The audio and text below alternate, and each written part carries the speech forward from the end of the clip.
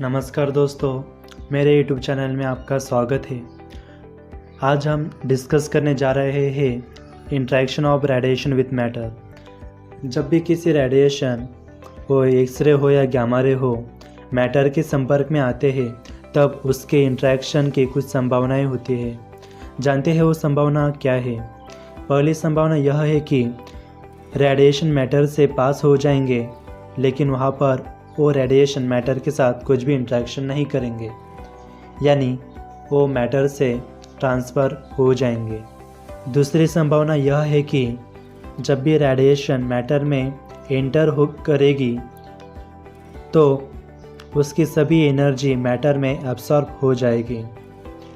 तीसरी संभावना यह है कि जब रेडिएशन मैटर के रेडिएशन से पास होंगे तब उसकी कुछ एनर्जी के रेडिएशन मैटर में एब्सॉर्ब होगी और कुछ एनर्जी के रेडिएशन मैटर से पास होकर स्कैटरिंग होंगे या तो फिर डिफ्लेक्ट हो जाएंगे।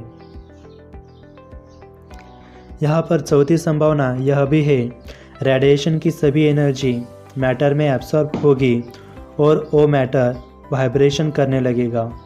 मैटर ने एब्सॉर्ब की हुई एनर्जी को योग के फॉर्म में सराउंडिंग में रेडिएट करेगा।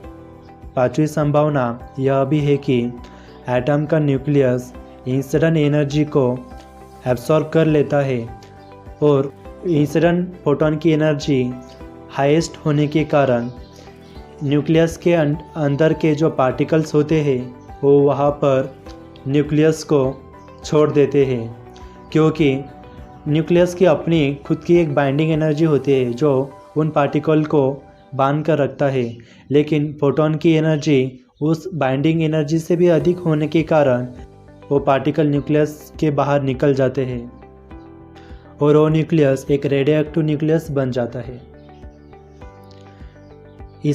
इसमें से पहले तीन बेसिक संभावनाएं होती है जो सबसे अधिक पाई जाती है।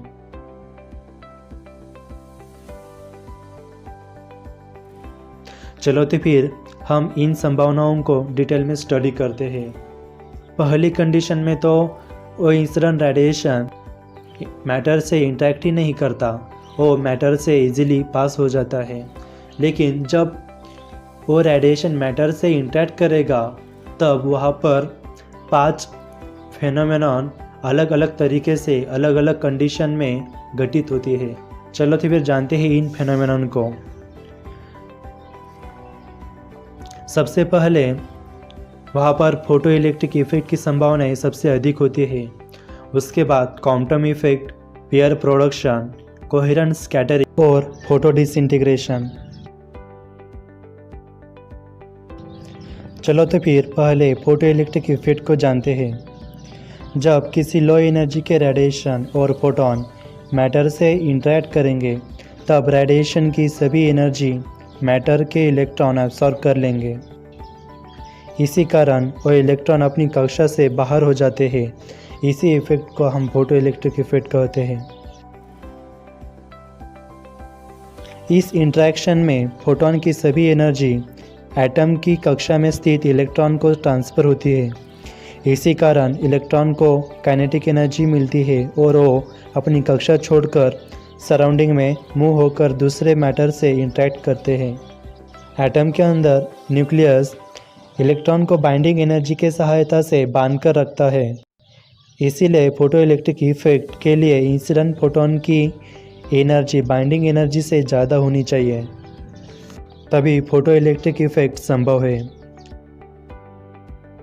इस फोटो इलेक्ट्रिक इफेक्ट में फोटोन की कुछ एनर्जी इलेक्ट्रॉन को बाइंडिंग फोर्स से फ्री कराने के लिए खर्च होती है और बाकी एनर्जी इलेक्ट्रॉन को काइनेटिक एनर्जी प्रदान करती है।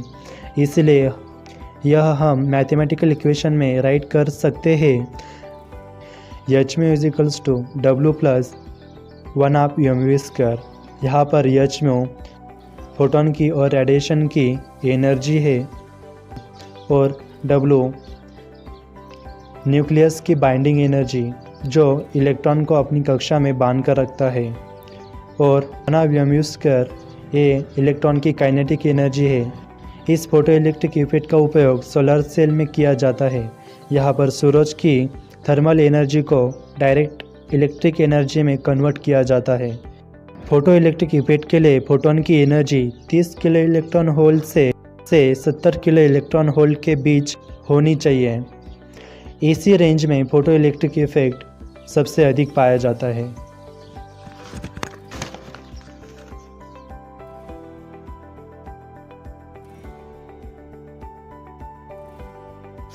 क्वांटम इफेक्ट में इंटरमीडिएट एनर्जी के फोटॉन बाउंड इलेक्ट्रॉन से इंटरैक्ट करते हैं।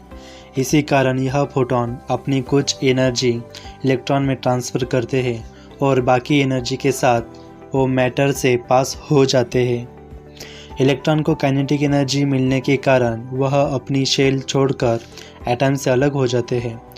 ट्रांसमिटेड फोटॉन की एनर्जी इंसिडेंट फोटॉन से कम होती है, साथ ही वो अपनी ओरिजिनल डायरेक्शन से भी डिफ्लेक्ट और स्कैटर्ड हो जाते हैं।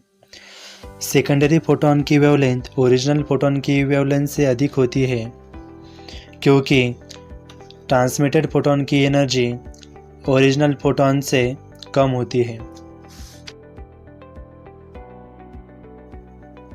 पहली बार ऑथर क्वांटम यह साइंटिस्ट ने 1923 में इस इफेक्ट को ऑब्जर्व किया था।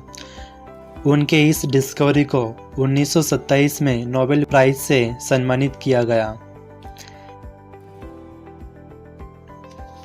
इस इफेक्ट में एनर्जी और मोमेंटम दोनों कॉन्जर्व होते हैं।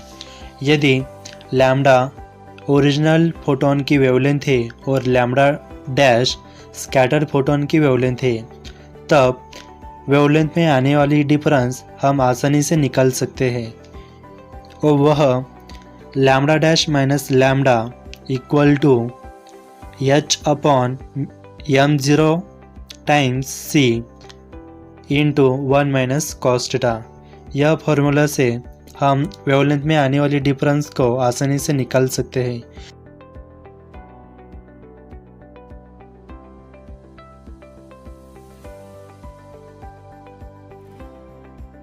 इस फॉर्मूला के आधार पर हमें यह पता चलता है कि वेवलेंथ डिफरेंस मटेरियल और इंसिडेंट फोटॉन की एनर्जी पर डिपेंड नहीं करता है।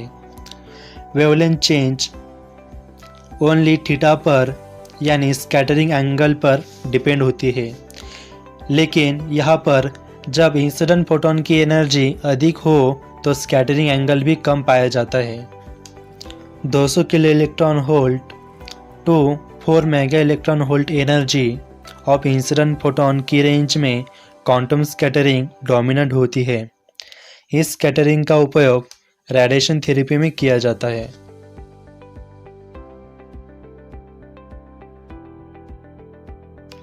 Next, pair production. Pair production में इंसिडेंट फोटॉन की एनर्जी 1.02 मेगा इलेक्ट्रॉन वोल्ट से अधिक होनी चाहिए। जब इंसिडेंट फोटॉन एटम की न्यूक्लियस से पास होंगे तब वह फोटॉन डिसअपियर होकर उनकी एनर्जी मैटर में कन्वर्ट हो जाती है। इस प्रोसेस से एक इलेक्ट्रॉन और उसका एंटी पार्टिकल पॉजिट्रॉन का पेयर फॉर्मेशन होता है।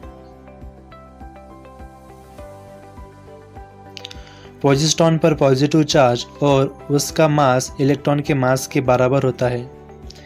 यह पेयर फॉर्मेशन एनर्जी और मोमेंटम कंजर्वेशन को फॉलो करती है। इन पॉजिट्रॉन और इलेक्ट्रॉन की rest mass energy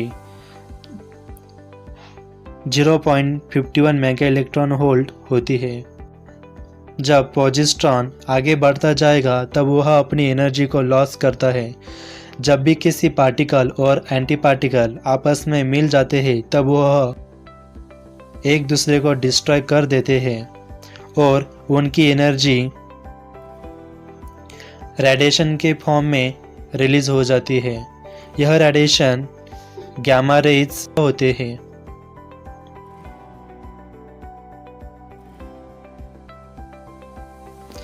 conservation of momentum के कारण यह दो गामा रेज अपोजिट डायरेक्शन में स्कैटर हो जाते हैं।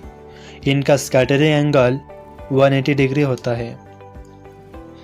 पेयर प्रोडक्शन इफेक्ट की प्रोबेबिलिटी एटॉमिक नंबर के साथ बढ़ जाती है। हायर एटॉमिक नंबर के एलिमेंट में पेयर प्रोडक्शन की प्रोबेबिलिटी भी बढ़ जाती है। मैथमेटिकल इक्वेशन के आधार पर इलेक्ट्रॉन का rest mass m0 times c² होता है।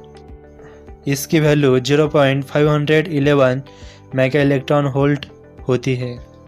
पॉजिट्रॉन की और इलेक्ट्रॉन की रेस्ट मास एनर्जी एक समान होती है, इसलिए दोनों की combined rest mass energy 1.02 mega electron volt के बराबर होंगी। इसलिए इंसिडेंट फोटॉन और एक्सरे की एनर्जी 1.02 मेगा इलेक्ट्रॉन वोल्ट से अधिक होनी चाहिए। नेक्स्ट, कोहेरेंट और थॉमसन स्कैटरिंग। इस स्कैटरिंग को इलास्टिक स्कैटरिंग, क्लासिकल स्कैटरिंग और रिले स्कैटरिंग भी कहा जाता है। इस फेनोमेनॉन में इंसिडेंट फोटॉन की एनर्जी बाउंडेड इलेक्ट्रॉन एब्सॉर्ब कर लेता है और इसी कारण वो स्पेसिफिक मोमेंटम के साथ वाइब्रेट करने लगता है।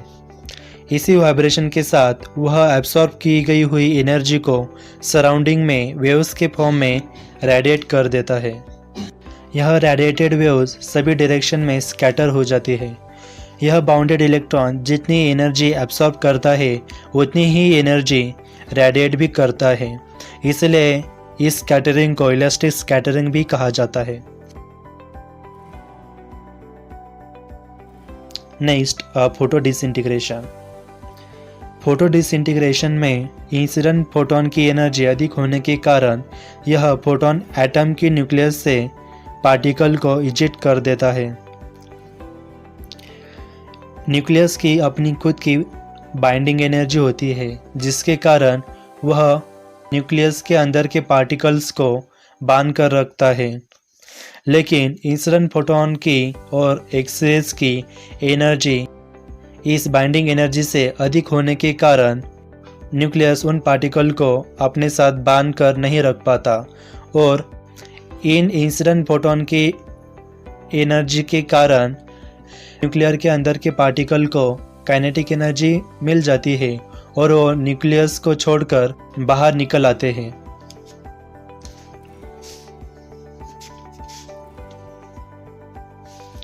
इसी कारण न्यूक्लियस अनस्टेबल होकर रेडियोएक्टिव बन जाता है। इसी तरह अलग अलग कंडीशन में यह 5 प्रोसेसेस का निर्माण होता है।